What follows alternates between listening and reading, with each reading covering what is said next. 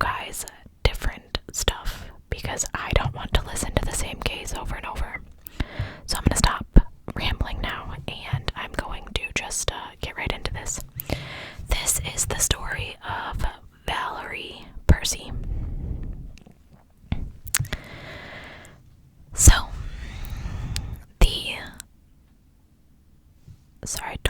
the horror film crash of shattering glass disturbed the Sunday morning stillness on September 18th, 1966, at Windward, an opulent 17-room estate on Lake Michigan, in Chicago's most exclusive suburb of Kenilworth. Kenilworth, I think it's Kenilworth. Either way, you know how I am with names. Lorraine Percy stirred in her bed. Sound asleep beside her was her husband Charles. He was an executive who earned a fortune at Bell and Howell, and then quit in his mid-40s to try politics. He was 2 months away from the election to the U.S. Senate. A bleary Mrs. Percy considered the noise. One of her twins, Sharon and Valerie, aged 21, must have knocked a glass off the nightstand. She dozed back to sleep. Later, around 5 a.m., she was roused by an unexpected sound. This time, it was a baleful moan, and she got up to investigate. She followed the sound to Valerie's bedroom. As Mrs. Percy stepped into the dark room, the beam of a flashlight caught her in the eyes. She was blinded, but got a peripheral glimpse of a man standing over Valerie's bed. I read an interview with her that said that the intruder was wearing a checkered shirt.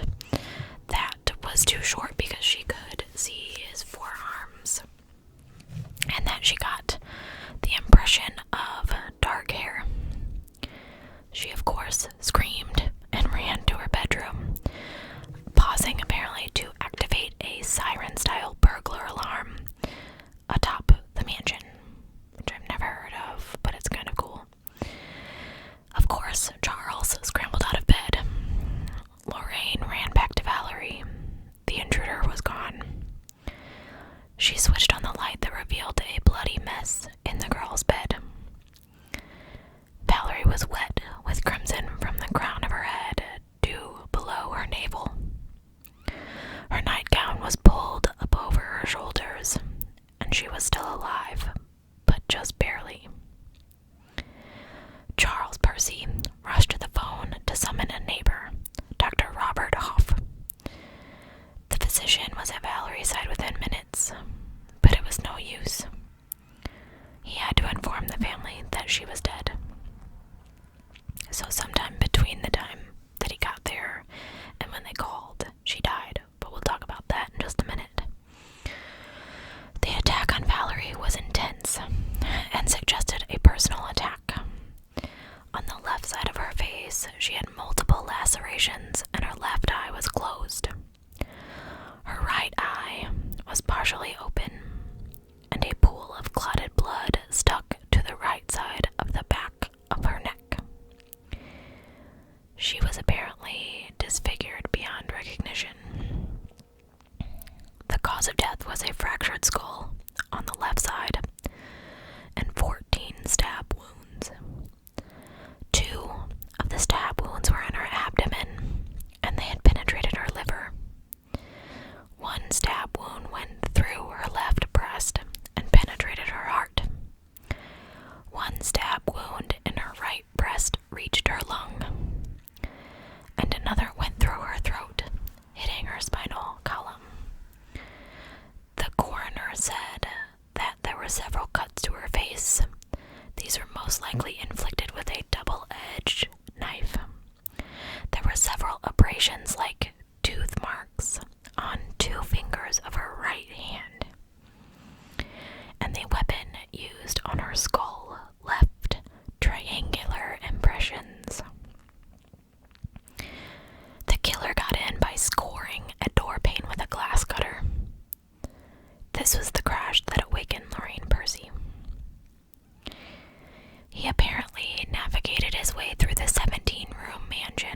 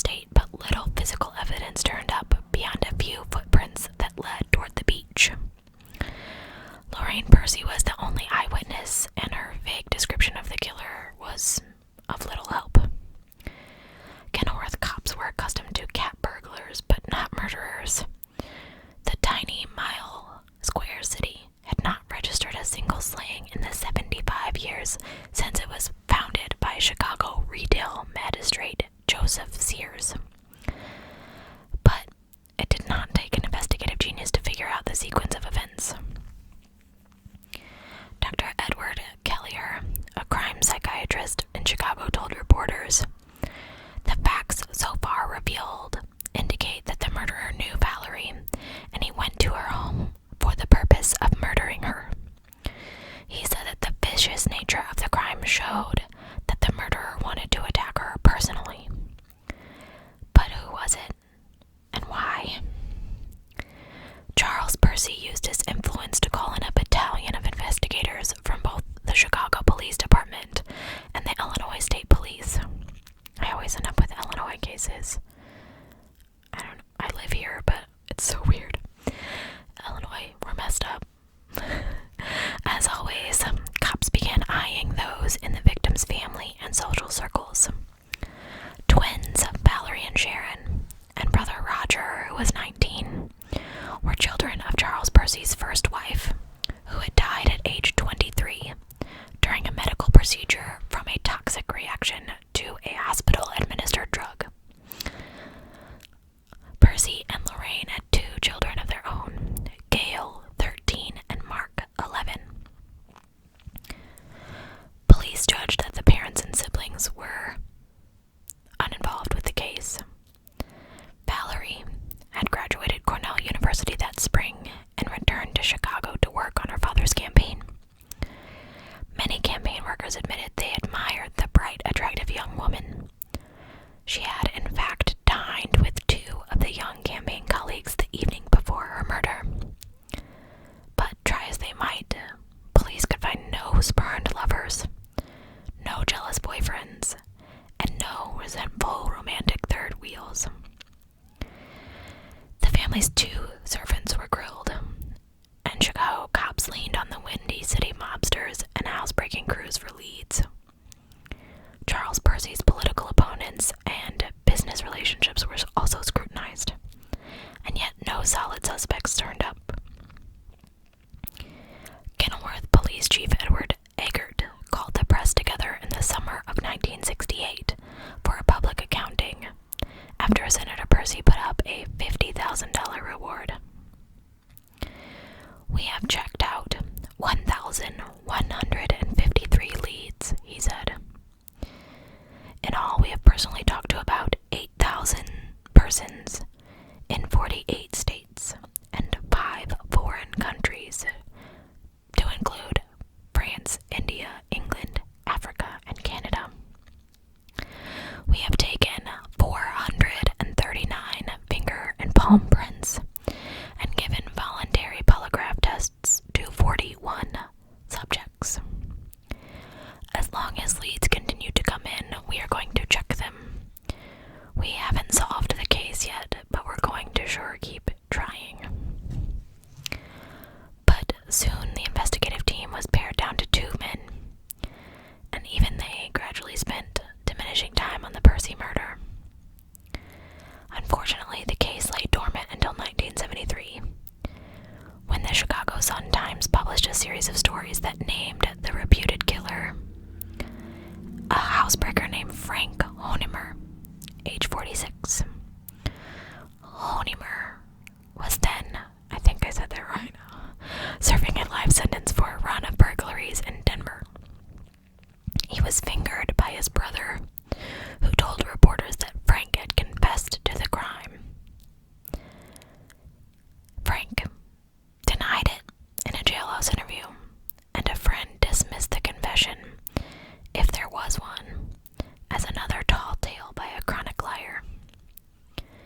A second primary source was a Chicago crime syndicate feature who died after giving an interview to the Chicago Sun-Times. And the secondary sources that were cited in the story were a trial lawyer's nightmare.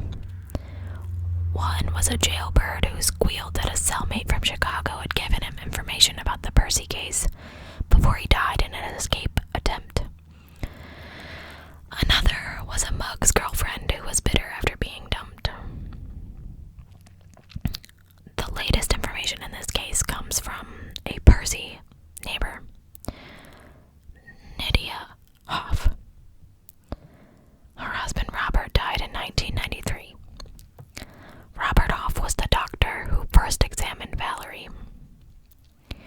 He wrote a detailed report about everything that he saw and heard. For years, he kept it in a file cabinet after they tried to get police interested right after the murder. He was never interviewed, even though he was called to come by Valerie's father. After Percy found his daughter dead, he called off. According to some, he was the first to enter the house after the murder, but his written account seems to contraindicate that. His notes do not solve the case, but they fill in some gaps in the story. So, some points that stand out to me. The Hoffs woke up because a rooftop burglary alarm went off. It turned out to be the Percys. And then, if the house was protected by an alarm, how did somebody get in without triggering it? His account read that the siren went quiet and then sounded again for a couple of minutes, and that he had time to doze for a minute or two before being awakened by a phone call from Percy. Still, what kind of alarm is this? I don't. So he calls Dr. Hoff to come over and check Valerie, who he said had been injured. He doesn't use the words dead or killed, and maybe he did that to not shock the doctor, or I don't believe that because he was a doctor. I don't know what kind of doctor, but he was nearby and apparently enough for them to call for help. When Charles called, he mentioned that a police officer would come to pick up Robert. And that's what happened, even though he lived nearby. However, the doctor didn't think that it was necessary or the officer didn't think that it was necessary for the doctor to grab his medical bag. So, did he already know that she was dead? Did he already know that she was beyond saving? What? That doesn't make any sense to me. If you're going to check on an injured person, you want to bring your bag. Anyway. And if the police were already there, I don't know, the timeline doesn't add up to me. So, it looked like that Robert immediately knew she was dead when he entered the room. However, the woman that he saw was badly disfigured to the point where he wrote that he didn't recognize her. So you knew she was dead, and you knew she was disfigured, but you didn't know who she was. Her nightgown was raised to her ribs. Were her panties gone? Did she have pants on? Was she assaulted? I mean, a nightgown can be pulled up if they yanked her by her feet down the bed. I feel like maybe if they were assaulting her, it wouldn't have been all the way up, like, uniformly. It would be kind of askew. I don't know. According to Dr. Hoff, Sharon and Gail, the younger sisters, were sitting on their parents' bed, and the parents were downstairs. Her stepmother, Lorraine, was in a short nightgown and barefoot, but Charles Percy was fully dressed. How much time did he have to get dressed? And if you knew that the police were coming, and the coroner's coming, and the doctor's coming, and so on, so on, so on, so on, would you not have your wife get dressed or get a robe for her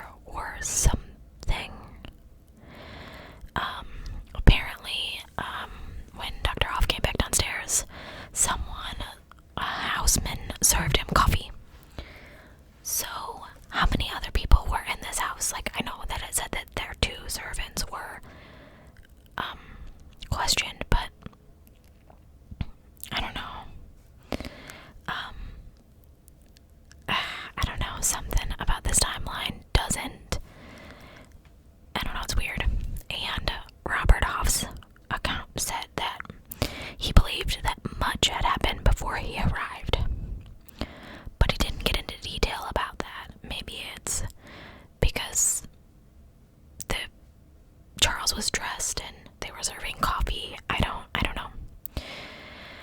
So Lorraine told Dr. Hoff that she woke up when she heard moaning, and the moans were such that she left her bed and tried to find out where they came from. If I had heard glass breaking and I had heard moaning, it could go two different ways. First of all, I probably would have woken up my husband to take him with me. And second of all, if you heard moaning coming from your 21-year-old daughter's bedroom, how can you tell the difference between sexual moaning and other I'm dying moaning? I don't really know what to call that, but if she thought that Valerie had somebody in there, or she would have knocked on the door first, right? I never read anything about knocking being mentioned. I assumed that the door was open or that she opened it. But I think it's weird that she didn't wake up Charles. If she could tell the difference between hurt moaning and someone having a partner, your instinct is not to wake up your husband. I think that's strange. I wish that they kind of had an account, like she saw this guy leaning over her daughter. Was he at the end of the bed? Was he at the side of the bed? Was he on the bed? Like, I think that's kind of weird. He had a flashlight, but if he was that familiar with the house, why did he have a flashlight? Like, I don't know.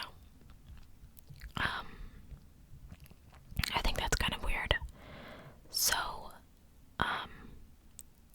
it said that Chuck called the telephone operator and asked her to call the police, and they arrived within 5 minutes. Is this when Charles got dressed?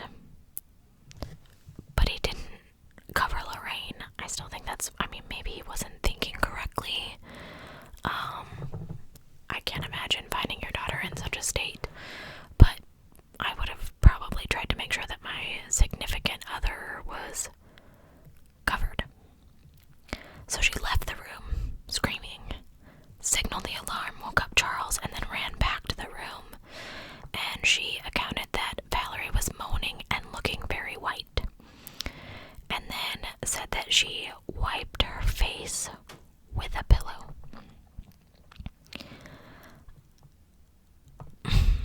That's a little confusing to me. Like, was there blood? Obviously there was blood. Why did she wipe her face? Did she disturb evidence? I don't know. Did she just wipe under her eyes or mouth? Where did she wipe? Why did she wipe? And it said that she felt the pulse, but that it disappeared. Did she?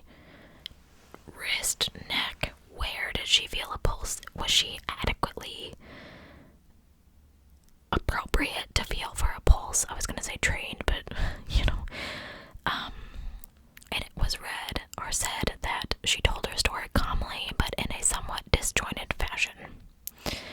I'm not surprised by that, but, I think that, if you have just witnessed your stepdaughter or daughter being murdered, you are a little disjointed. I think it's just kind of odd that I don't know. Did Charles ever go in the room? It goes back to the officer saying that the tool bag wasn't necessary. Hoff wrote, they must have known she was dead before calling me. But is he referring to Percy or the police? He wrote that he had a feeling that Percy spoke to Kenilworth police about the need to act quickly, since it was only 15 or 20 minutes since his wife saw an intruder flee. That doesn't make any sense. Was it 5 minutes? Was it 15 minutes? Was it 20 minutes? That's a long time to let somebody get away. If you're immediately calling the police, you have a better chance of trying to catch someone. I don't know. Anyway, Robert Hoff described the glass of the French door through which the intruder presumably entered, that it had a ragged break. In some papers it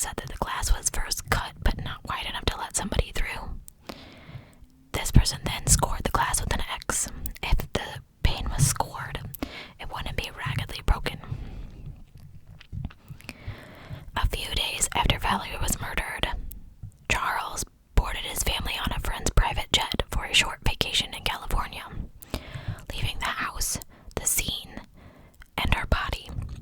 And the police were frantically trying to solve this crime. I mean, I get it. They needed a break. It was stressful.